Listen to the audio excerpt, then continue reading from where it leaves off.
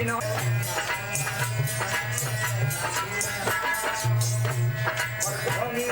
फकीर के तुम पैरन में पड़ जाओ,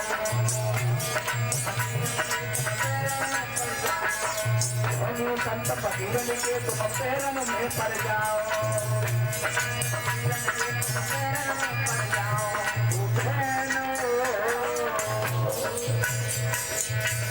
मेरी बहनों जम गई बात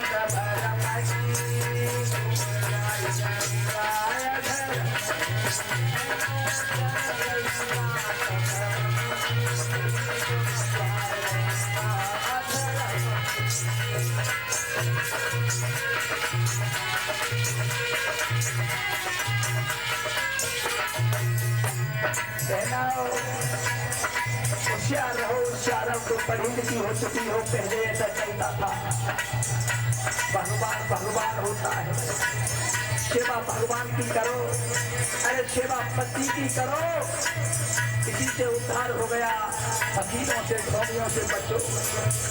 आजकल इतना बड़ा प्रेम खोज देते हैं हमारी बहनाओं के अंदर कि मरते मरते मर जाएंगी, लेकिन उसकी पूजा छोड़ नहीं सकती भक्तों।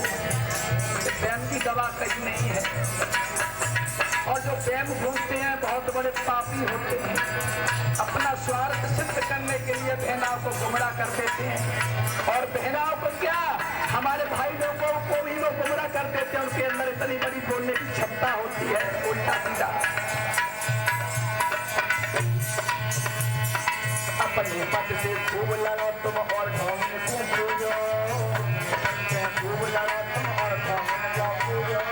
बहनाओं, अपने पति से झगड़ा न किया करो, और ढोंगियों की बातों में कभी मत फंसो। कल्याण पति की सेवा से होगा,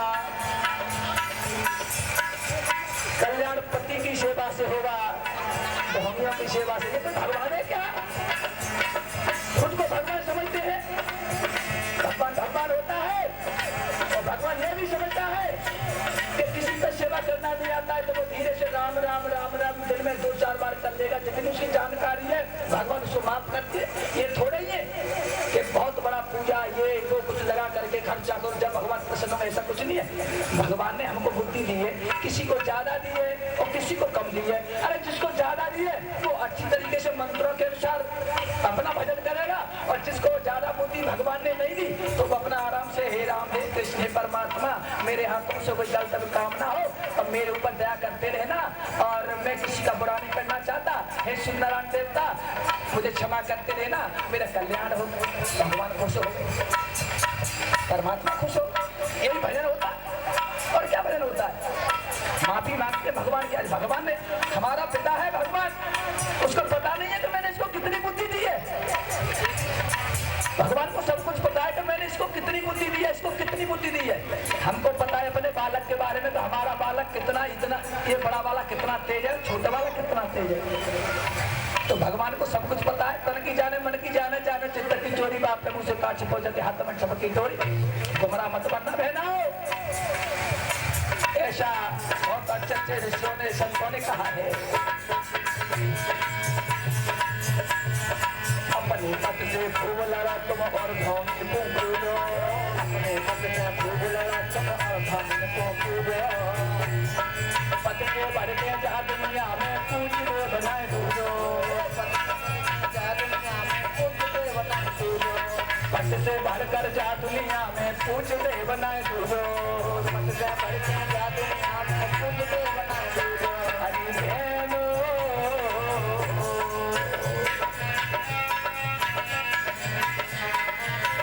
मेरी बहनों मानो सी कतर नहीं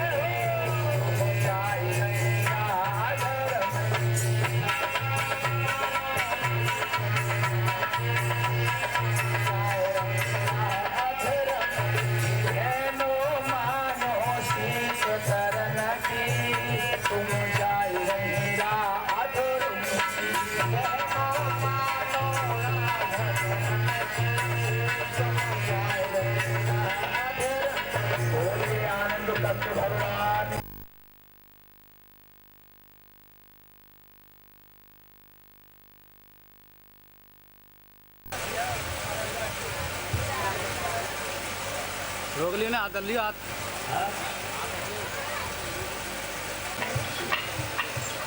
मेरे बहनों ये शिकावात से आए हुए हैं, ये दोनों मेरे भाने हैं। एक बड़ी बहन जी का बच्चा है, एक छोटी बहन जी का बालक है, जिन्होंने व्यास मंच पर मुझे इन मुद्रकाओं की मालाओं से, इस मुद्रका की माला से सम्मानित किया है।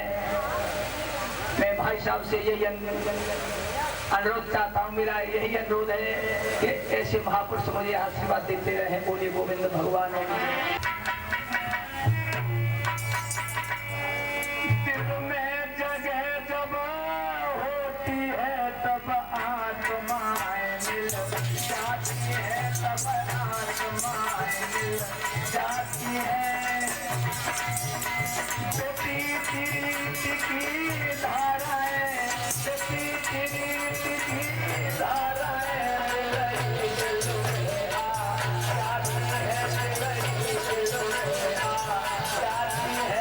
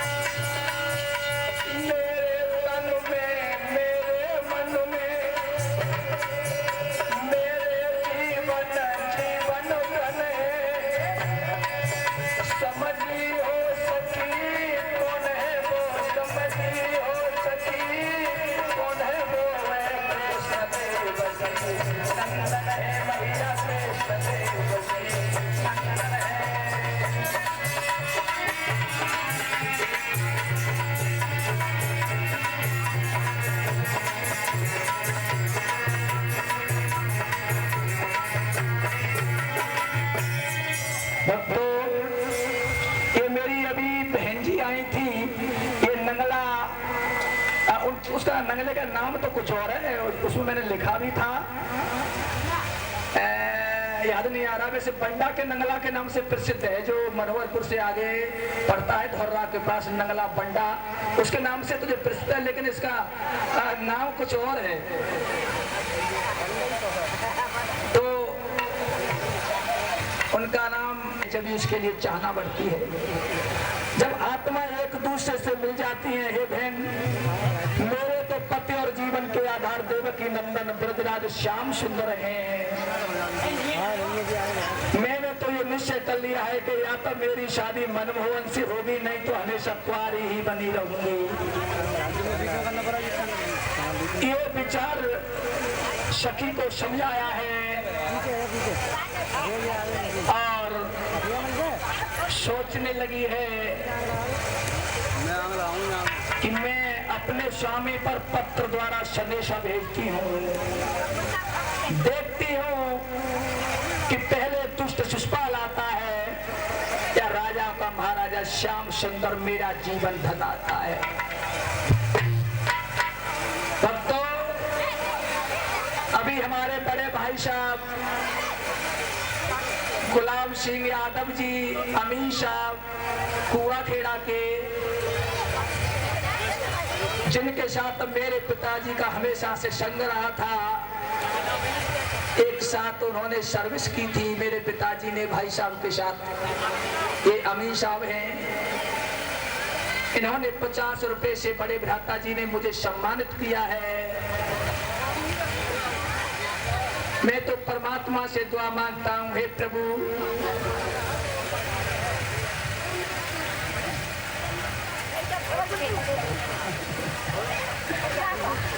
अच्छा बेटा,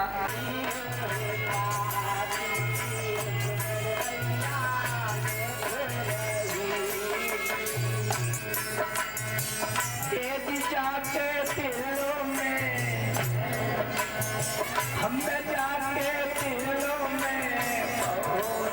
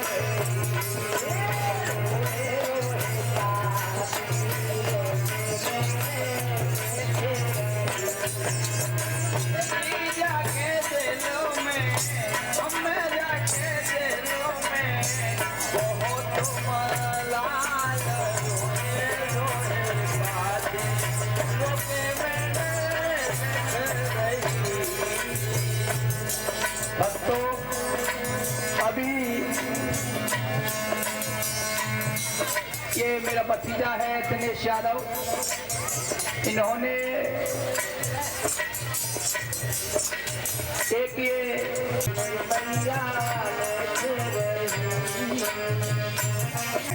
बाजे से गिर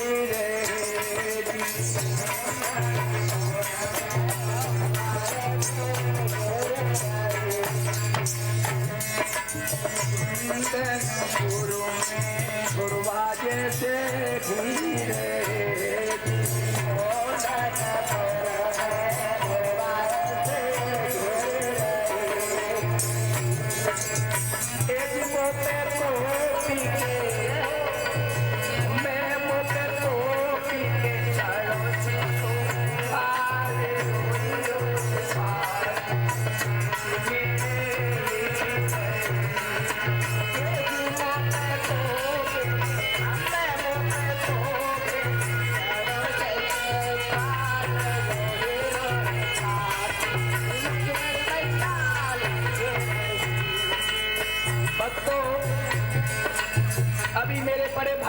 ईश्वरी प्रसाद जी मुझे ये मुद्रकाओं की माला से सम्मानित करके गए हैं। ईश्वरी प्रसाद यादव, भगवान इनका हमेशा मेरे ऊपर इसी तरह आशीर्वाद बना रहे, इनकी छाया में जीवित बना रहो। ये लोग मेरी रक्षा करते रहे, मेरी यही कामना है परमात्मा से। साथ ही साथ मेरी माता जी आई हुई हैं मेरे गांव में से, लहू की माता जी हैं। अरे कुंदन कोरो में गुरुबाजे से धीरे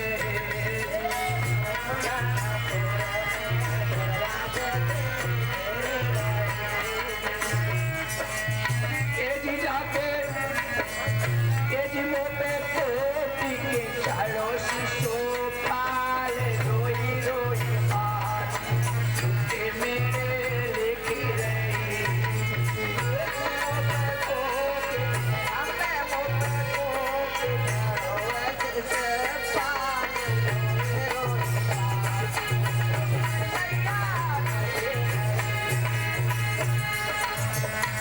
अरे के तो गले में बैया घना श्याम की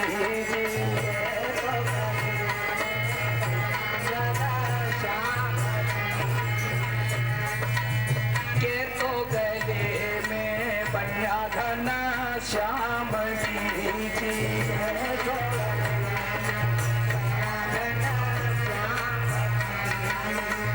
तो अभी मेरी बुआ जी आई हैं, गोरीलाल दरोगा जी की माता जी हैं, अशोक यादव फौजी की माता जी हैं, वो मेरी बुआ हैं। उन्होंने 50 रुपए से मुझे सम्मानित किया है, मुझे आशीर्वाद देकर गई है मेरी बुआ। बोलिए गोविंद भगवान की। अरे के तो गले में बैया घना श्याम की जी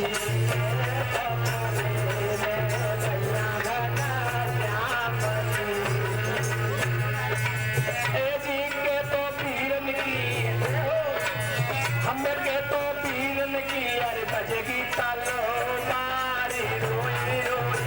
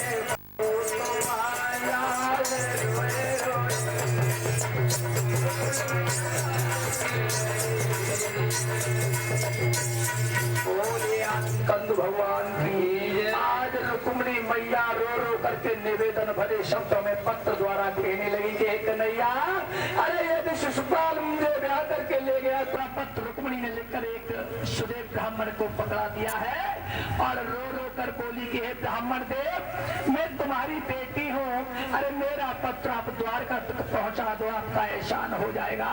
और उनसे कह देना कि वे निश्चित समय पर जरूर आ जाएं, जरूर आ जाएं। और क्या बोली है रुक्मिणी मैया उस समय भक्त को,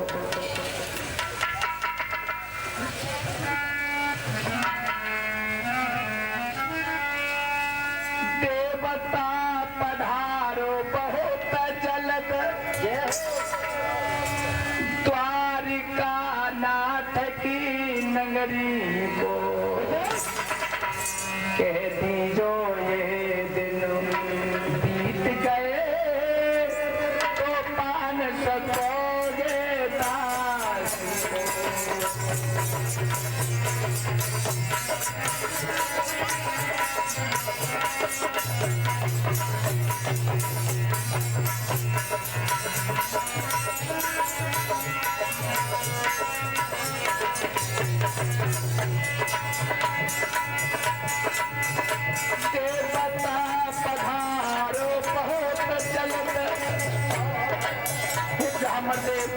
जल्दी जाओ,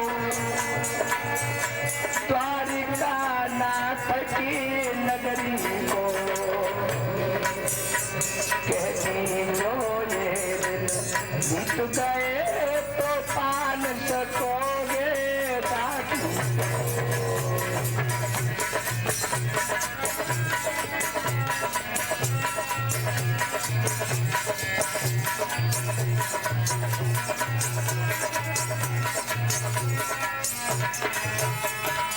आज रुक्मिणी मैया ब्राह्मण देव से विनय पूर्वक कहने लगी कि ब्राह्मण देव, आज जल्दी से और पत्र देकर मेरे स्वामी से मोह जवानी ये भी कह देना कि यदि आप ठीक समय पर नहीं पहुंचे तो तुम्हारी दासी मिलेगी नहीं, तुम्हें मर जाएगी। ब्राह्मण बोले बेटी तू चिंता न कर, मैं विवाह के लगन से पहले ही द्वारका नाथ ले आऊंगा, तू रो नहीं बिटिया, मैं तुझे सही बता रहा हूँ। और क्या हुआ है भक्तों, अरे पंडित जी बोले बेटी रे तू चिंता मत करिए,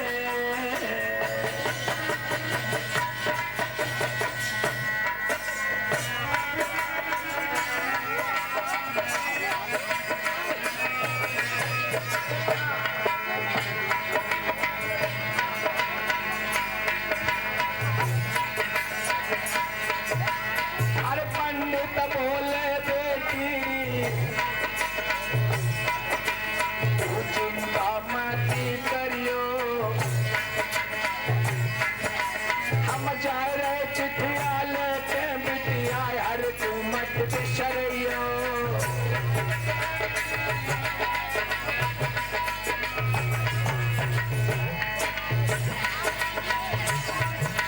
महाराज के पंडित आगे बढ़ रहे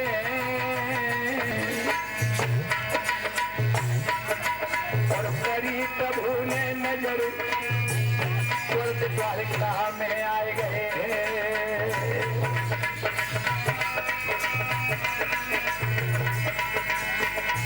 अरे करी प्रभु ने नजर तुरंत द्वारका में आए गए।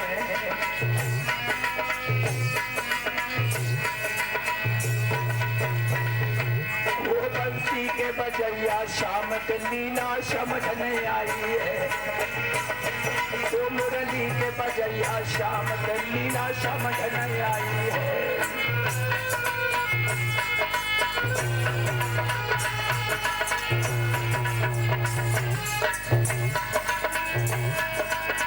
समझ नहीं आई, अरे कन्हैया समझ नहीं आई है, मुरलीधर समझ नहीं आई है। मुरली के बजैया शाम के लीला समझ आई है।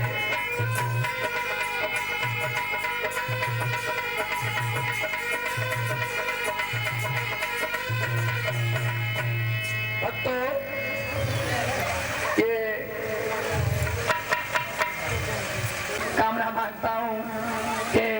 माताएं मेरे ऊपर आशीर्वाद रखती रहे। बोले गोविंद भगवान की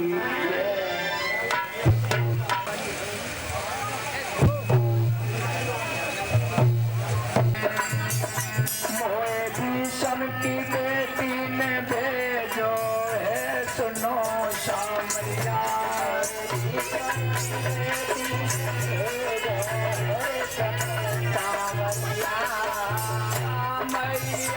सुनो शामरिया, सुनो शामरिया,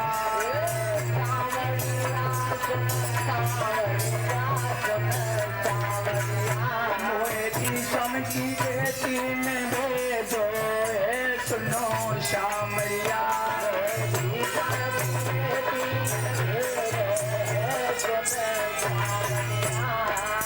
और क्या बोले, चलत चलत मेरी पैया बिरानी, चलत चलत मेरी पैया बिरानी, पैया बिरानी। आज बूढ़ा पायर ढल गई जमानी, आखिर को पूरी मेरी मैया सुनो शामरिया।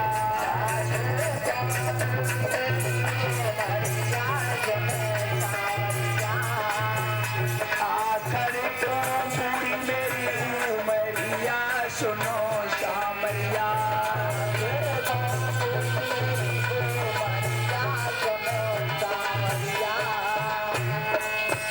मोए भीष्म की बेटी ने भेजो है सुनो शामरिया।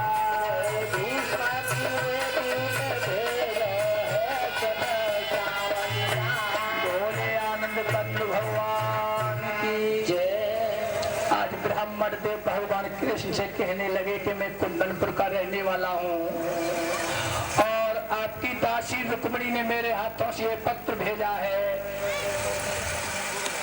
चलो मैं न्योछावर कर दिया है। उस लड़की ने अपना तन धन सब कुछ आपके चरणों में अर्पण कर दिया है भगवान। आज इतना कहकर उस ब्राह्मण ने उस समय भक्तों अपना परिचय देकर रुक्मिणी के विनय पूर्वक आग्रह करने का सब संदेशा भगवान को सुनाकर पत्र प्रभु के हाथ में दे दिया है। उस पत्र को भगवान श्याम प्रेम वश होकर बार बार पढ़ने लगे हैं और पत्र पढ़कर भगवान कन्हैया ब्राह्मण से बोले कि ब्राह्मण देव, अरे मैं अभी रथ को तैयार करवा के तुम्हारे साथ ही चलता हूँ और शिशुपाल दुष्ट के दल को संहार कर रुक्मिणी से अवश्य ही शादी करने का तुमसे मैं वायदा कर रहा हूँ। आज एक एक भगवान कन्हैया उग्रसेन के पास गए हैं, सारा हाल बता डाला। उनकी आज्ञा लेकर ब्राह्मण को रथ पर चढ़ाकर कुंदन पर को चल दिए भगवान कन्हैया। भक्तों उस समय बलदाऊ भी पीछे से कुछ सेना लेकर भगवान कन्हैया की रखवाली के लिए चल दिए हैं और भीष्म की चौबाड़ी में पहुंचकर फूल बाग में अपना डेरा डाल देते हैं। उधर में रुक्मिणी भगवान कन्हैया की बात देख रही है कि ना अभी तक पंडित जी आए और ना मेरे स्वामी आए। व्याकुल हो रही है, कभी तो छत पर चढ़ जाती है तो कभी नीचे उतर आती है और खिड़की जखोरों से भगवान कन्हैया की राह देख रही है। आंखों से आंसू बहाती हुई विचार करती है कि मेरे कन्हैया, मेरे स्वामी, मेरे दिल के देवता अभी तक नहीं आए हैं। तो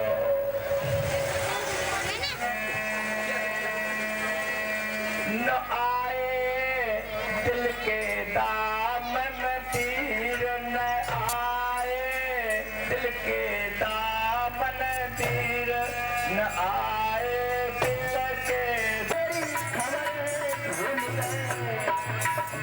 अभी पितिया ने मुझे, मेरी तो पिटिया ही है, और इन्होंने 100 रुपए से मुझे सम्मानित किया है। मैं 82 से आशीर्वाद देता हूँ, भगवान का हमेशा मना करता रहे। क्या पंडित मेरी खबर भूल गए, क्या पंडित मेरी खबर भूल गए, धरी न मेरी धीर न आए, दिल के दामन धीर न आए, दिल के दामन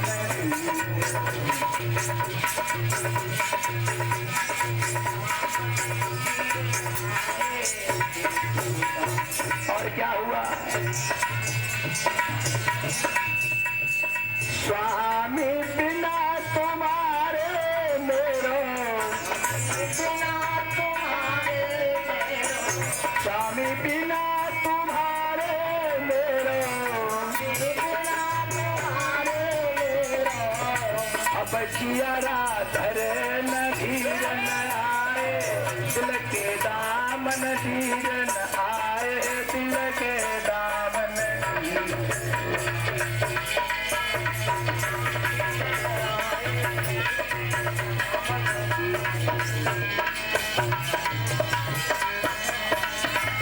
भक्तों, आज मैया रुक्मिणी दुखी दिल से सोच रही है कि हे स्वामी, ये दासी क्या ऐसे ही बनी रहेगी? क्या ये इस तरीके से तड़पती ही रहेगी? क्या सुध नहीं लोगे? आओगे नहीं? हे प्रभु, अगर आप नहीं आए तो समझ लो मैं जीवित नहीं रह पाऊंगी, बचूंगा नहीं, बचूंगी नहीं मैं, अगर आप आए नहीं तो। और अंदर ही अंदर अपने मन में रो रही है। किस तरह? अरे दिल में ना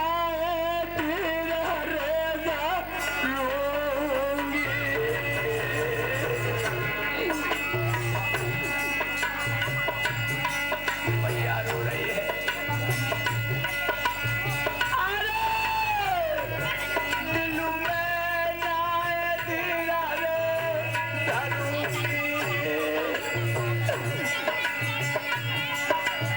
और मैं तो पानी में डूबी के मारूंगी।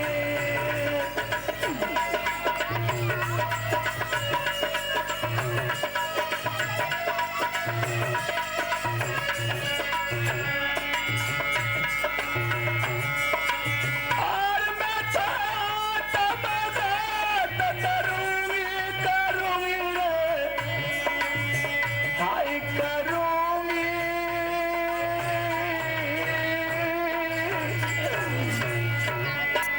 और मैं तो खाई के जहर मरूंगी।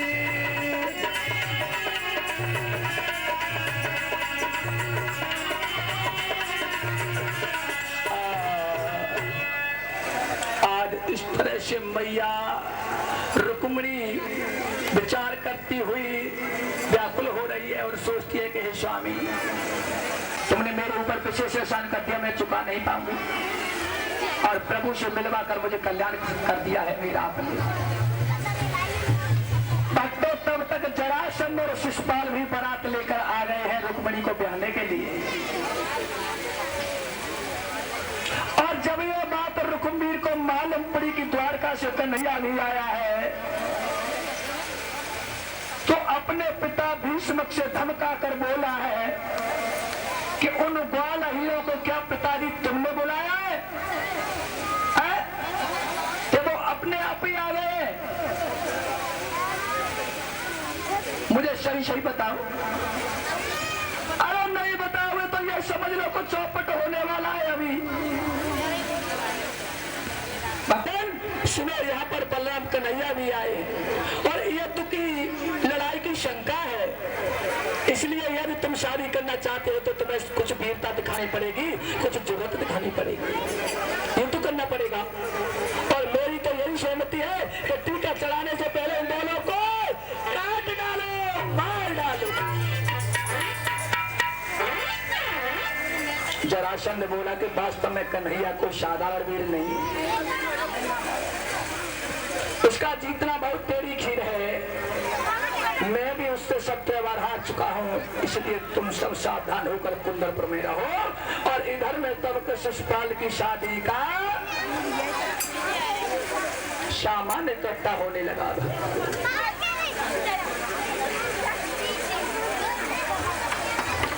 और उधर में उसी समय रुक्मिणी भी देवी पूजने के लिए थाल सजाकर अपनी 16 सखियों के साथ चौबाड़ी की तरफ जाने को तैयार हो गई है। जब पांडवों को ये पता चला कि कन्हैया भी यहाँ पर आ पहुंचे हैं, तभी शिशुपाल की बारात को छोड़कर 5 और पांडव कृष्ण और बलराम में आकर मिल चुके हैं। जब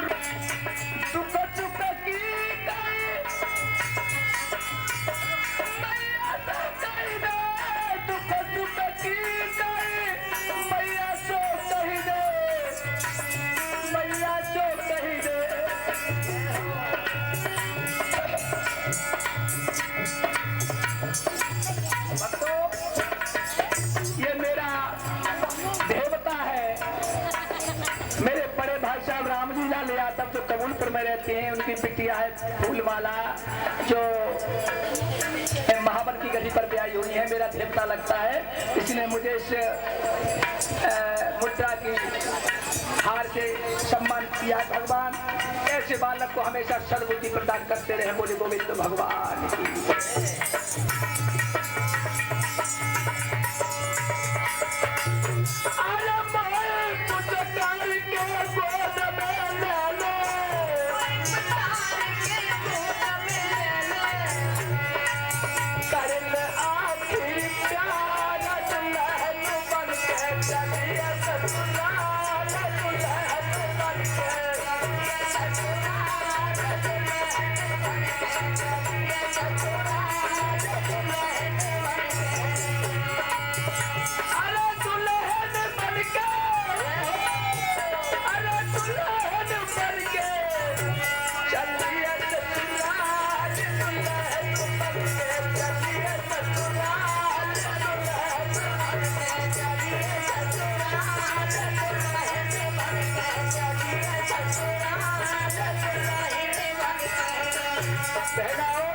अगर कोई कन्यादान लेना चाहते तो ले सकती है शिव। और मैया बोली है लड़की उस समय कि तू पागल हो रही है? अरे अभी तेरी शादी हुई नहीं और तुमने रोना भी शुरू कर दिया।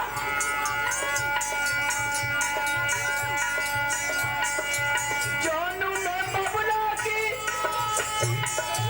गलियन में खेली, गलियन में खेली, संग में रही मेरी संग की सहेली।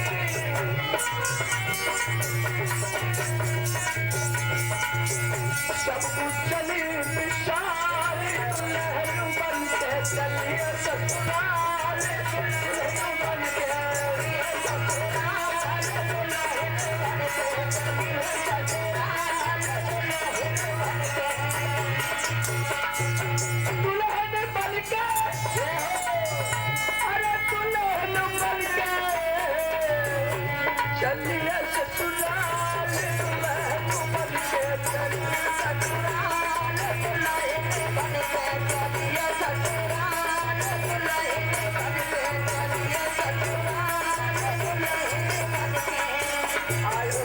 सखी बोली बहन, अरे रुक्मिणी, अरे रो नहीं, तुम रो नहीं। तभी क्या बोली है? रक्षा बंधन पे माय बोलो भैया, रक्षा बंधन पे माय बोलो भैया।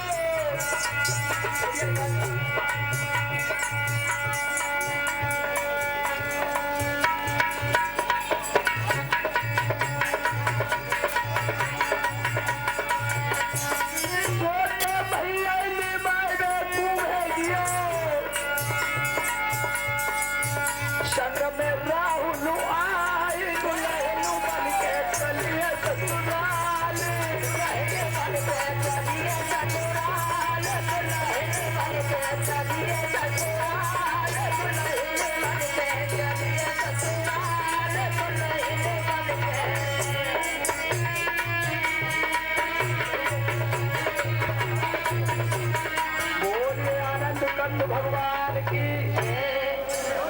इन्होंने 100 रुपए से मुझे सम्मानित किया है। हमारे छोटे भाई की बहू है, भगवान इनको हमेशा सौभाग्यवती बनाए रखे। बोली गोविंद भगवान की जय। और अभी इसी के साथ चरणों की रज मेरे मस्तक से हमेशा लगती है। बोली गोविंद भगवान बेटा शांत रिकॉर्डिंग हो जाए।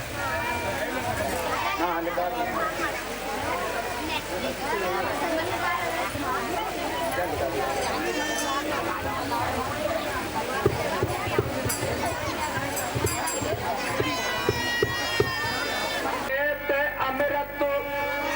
कीर्तन लेते हैं जब तक उधर कन्यादान चल रहा है।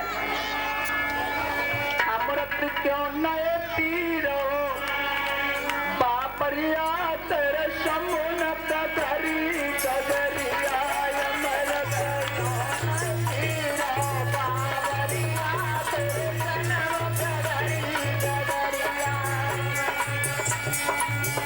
ये मेरी बिटिया है, मेरे बड़े भाई की बिटिया है मनीषा, दूसरा नाम ममता है इसका।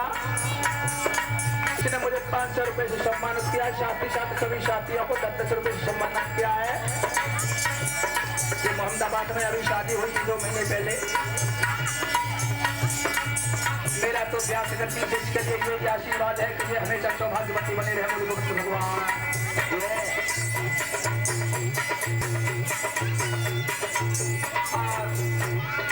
साथ ही साथ मेरा भतीजा है कुलदीप यादव, इसने भी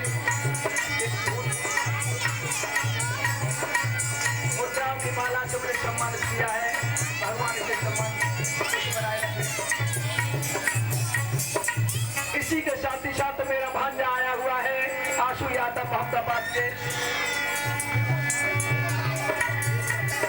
इसने भी मुझे सम्मानित किया है। और दूसरा मेरा भतीजा राजू यादव, इसने भी मुझे एक मुद्रा की माला से सम्मान किया है। बोले गोविंद भगवान मेरा तुझो नाय पीरो बाबरिया तेरे समुनत धरी कदरिया मेरा तुझो नाय पीरो बाबरिया तेरे समुनत धरी कदरिया। अरे पिया मेरा तो यार पिया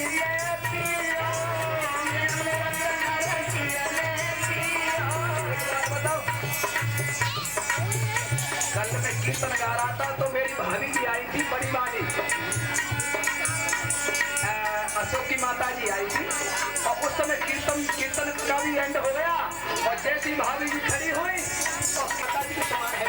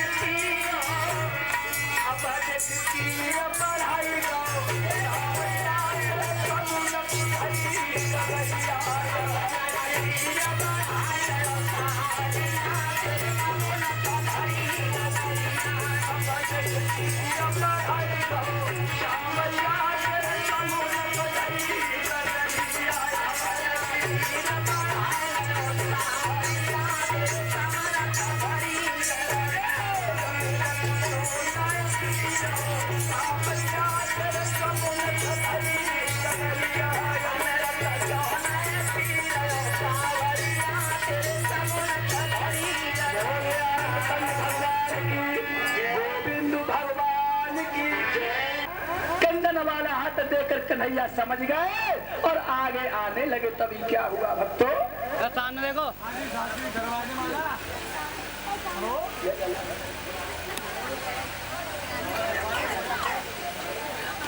एक मिनट और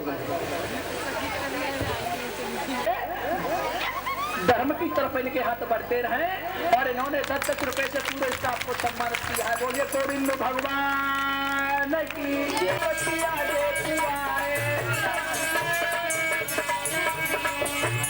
और इन्होंने नीचे कुंभल को गिराए। अरे लोचा मत जमाना तुम्हारा, सर्व जपल कर गिरे पैदा। अरे अखियन से जब अखियां मिल गई,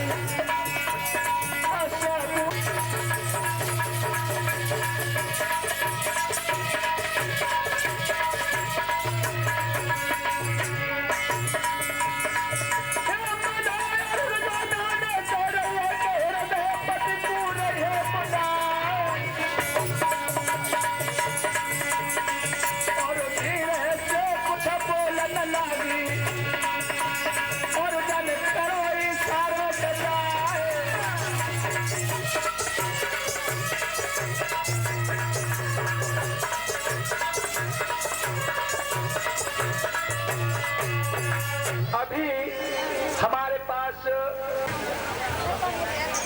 जैसे ही संकेत जो है कन्हैया ने समझा और आए और रुक्मिणी का हाथ पकड़ कर रथ में बैठा दिया। तो क्या हुआ,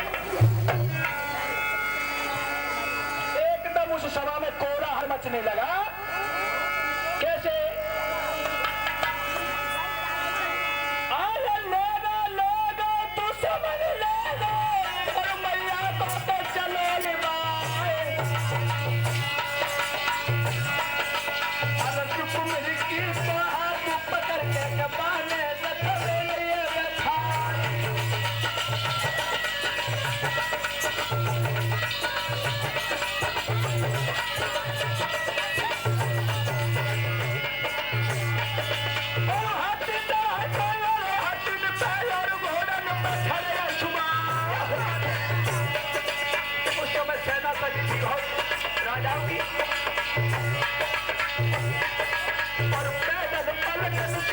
चल रही नहीं सोच रहे तलवार।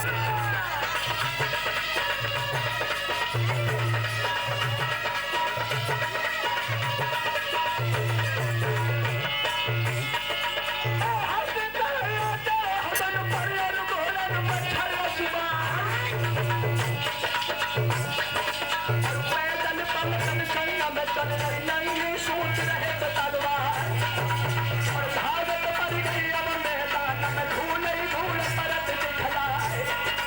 और जरा चंद सुपाल बोले की लड़का में जा तुलवाए।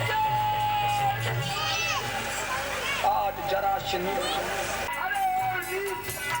अरे लाला अबला की चोरी करने वाले, अरे अगर अपनी माँ का दूध अदा करना चाहता है तो सामने खड़ा हो जा। और क्या बोले हैं,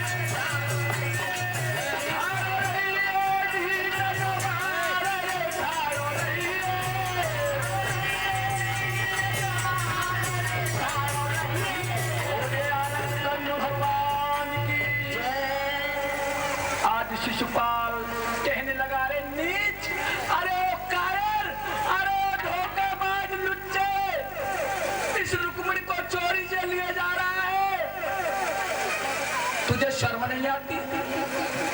क्या क्षत्रियों का ये कर्तव्य है स्त्री को, नारी को चुरा करके ले जाए? तू शान समझ रहा है अपने दिल में कि मैं औरत को चुरा के ले जा रहा हूं, एक अबला को चुरा करके ले जाऊं तो मेरी शान है? और अपनी माँ का अगर दूध अदा करना चाहता है, दूध का बल दिखाना चाहता है, तो सामने आ जा। उसी समय क्या हुआ है, मोहन ने रथ रोक खड़ा किया अस्त्र संधान,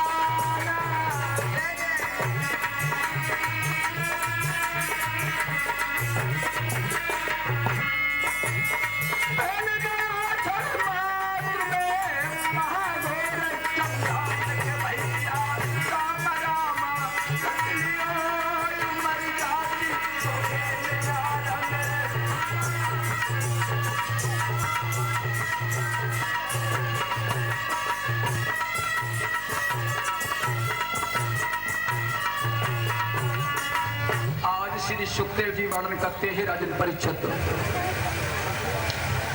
जरासंध और शिशुपाल की व्यंग भरी वार्ता को सुनकर भगवान ने अपना रथ वहीं पर रोक लिया है। अस्त्र शस्त्र की वर्षा होने लगी है।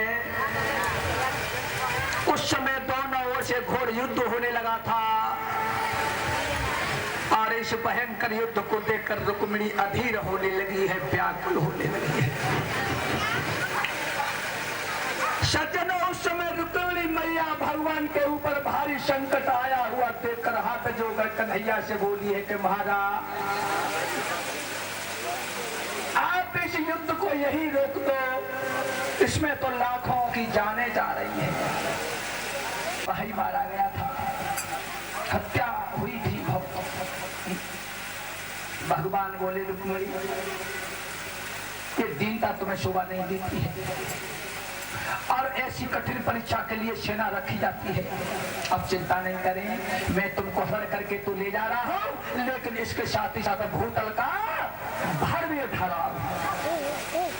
इतना कहकर भगवान श्याम सुंदर ने रुक्मिणी को धीरज दिया है और हंस करके बोले कि देखो तुम्हारा भाई कितना वीर है। और इधर में तब तक बलदाऊ ने बहुत से वीरों का वध कर डाला था भक्तों उस वक्त। और ये हाल युद्ध का देखकर रुकुम को क्रोध आया और कांपता हुआ अपने वीरों से बोला कि मैंने पहले ही तुमको बताया था कि ये दोनों शुरू से छलिया है।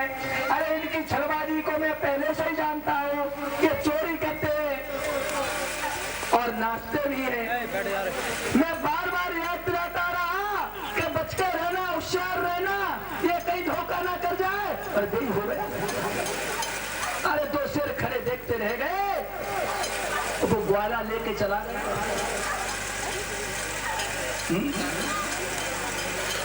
कृष्ण बलराम, अब तो भक्तों जो होना था वो हो गया। और कहने लगा है कि तो शेर देखते रह गए और मैंने आज अच्छी तरह से जान लिया है कि दोनों कन्हैया और बलराम कायर हैं, कायर और कोरी बातें बनाने वाले हैं। ऐसे वो कहने लगे जरासंध शिशु। अब देखो, मैं प्रण करके कहता हूँ कि कृष्ण और बलराम दोनों से मैं युद्ध करूंगा और या तो कन्हैया को जीत कर आऊंगा, नहीं तो मैं जीते जी नगर में मुंह नहीं दिखाऊंगा। इतना कहकर वो रुकुम क्या करता है,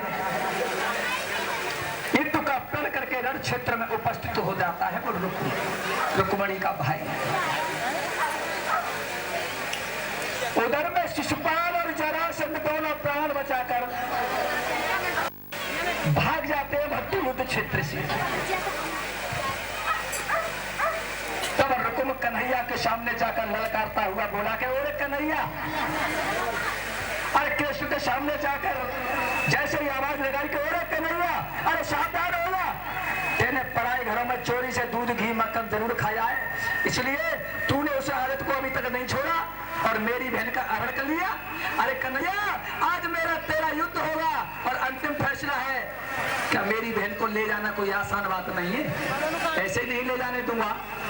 आज आपको लोहे के चने चबाने होंगे, लड़ाई लड़नी होगी। भगवान बोले रुकुम, युद्ध के लिए हमारी ओर से आपका स्वागत है, जल्दी बढ़कर आगे आ जाओ और सुनो शिशुपाल, जरासंध और अन्य वीर भी तुम्हारी क्षमता कैसे कर सकते हैं, वो सब काय है। भगवान ने कह दिया कि तुम्हारे बराबर कौन है। जरासंध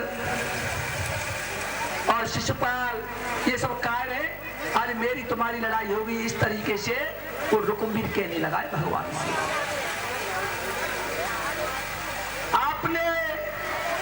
आप उनसे सब प्रकार बढ़कर हो, ये सुनकर रुकुम अभिमान में घमंड में चूर हो गया उस समय। लेकिन भगवान ने उस रुकुम के सारे प्राणों बाणों को तिनके की तरह बीच से ही तोड़ दिया है भक्तों से। युद्ध में जब युद्ध हुआ था तो भगवान ने उसके सारे बाणों को तोड़ दिया था। जब भगवान श्याम ने बाण छोड़ा तो रुकुम का रथ का जो सारथी था, रथ को चलाने वाला था, आज वो मारा गया है। और रुकुम रथ से नीचे उतरकर जैसे ही भगवान की ओर देखते हुए और जैसे ही तलवार लेकर आगे को बढ़ा, तैसी कन्हैया ने क्या किया उसी समय।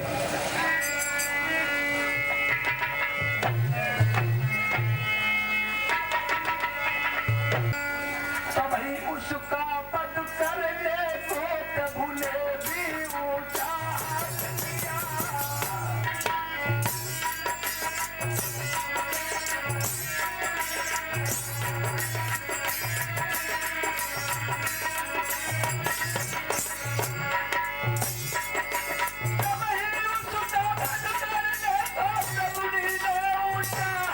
किया।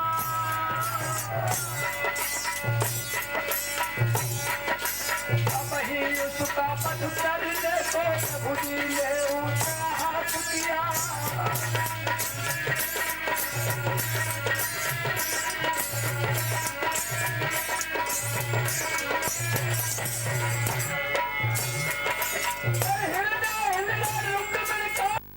क्षमता पर अग्नि के आंसू उगल पड़े, भाई सारे की ममता पर।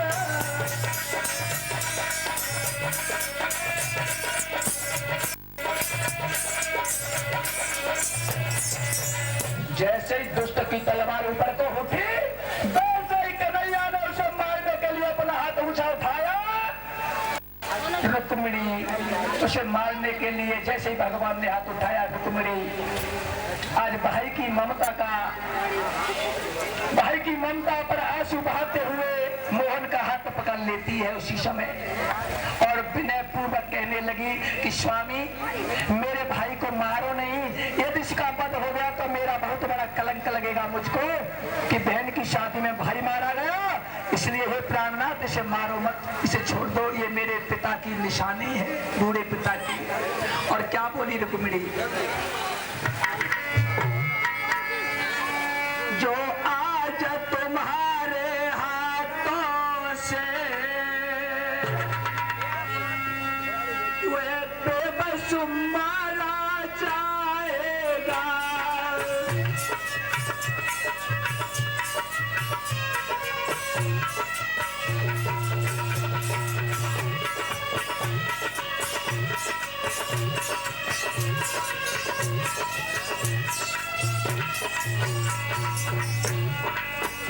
तो समधि कुल की हत्या ना हमको कलंक सिर आएगा।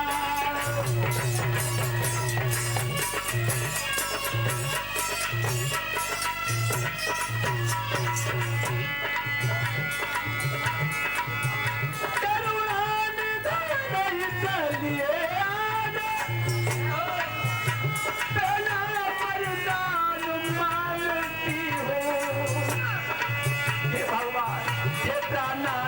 ऐसा नहीं करो, मैं वरदान मांग रही हूँ। स्वामी जी में अंचल पसारे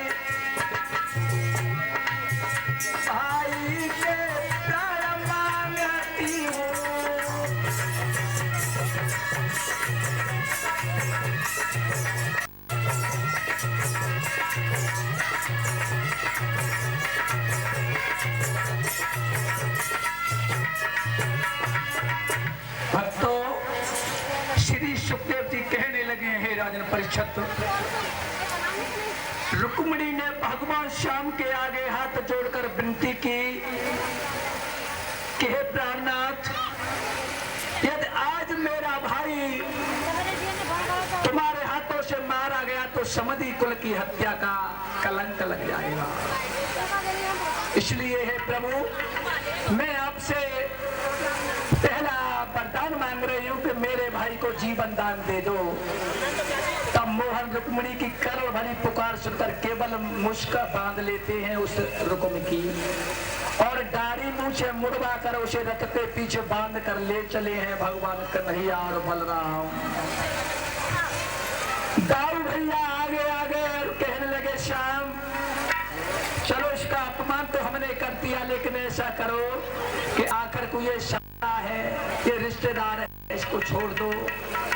अगर इस तरह का व्यवहार हम इसके साथ करेंगे तो फिर हमारे लिए शादी करने के लिए कोई नहीं आएगा। ये नातेदार है, को छोड़ दो, बहुत बड़ा अपमान हो गया। आज भक्तों, भगवान कन्हैया ने दाऊ भैया की बात मान कर करके उसे उसी समय छोड़ दिया है रुक्म को, और शर्म के मारे वो रुक्म कुन्नत को नहीं गया था, उसने भोजकर नाम का एक नगर बसाया है और वहीं रहने लगा था। इधर में भगवान कन्हैया जैसे ही द्वारकापुरी में पहुंचे हैं, तभी घर घर में आनंद की बधाई बजने लगी, और वैदिक रीति के अनुसार भगवान कृष्ण और रुक्मिणी का पारग्रहण संस्कार हुआ था।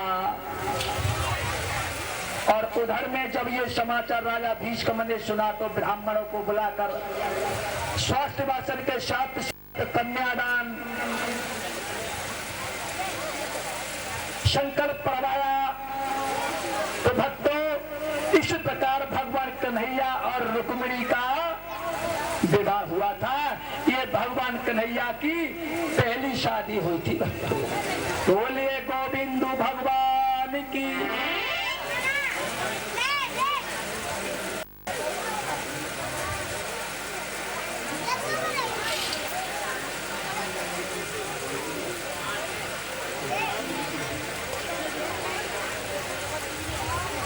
अब एक कीर्तन लेते हैं, आगे की कथा चलेगी। बहुत अच्छी कथा, बहुत सुंदर कथा आ रही है भक्त प्रेमियों।